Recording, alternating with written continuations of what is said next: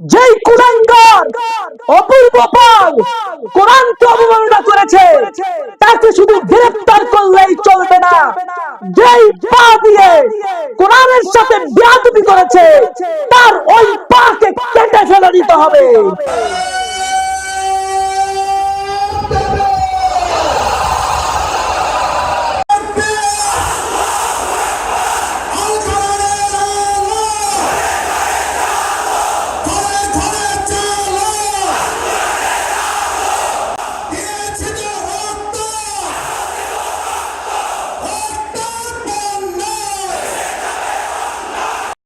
সংগ্রামী বন্ধুগণ, আজ আমরা নাস্তিক মুরতাদদেরকে কিছু না বলতে না বলতে তাদের সাহস আজকে এত দূর বেড়ে গেছে। যদি এর উপযুক্ত বিচার বাস্তবায়িত হতো তাহলে এত দূর সাহস তারা পেত না।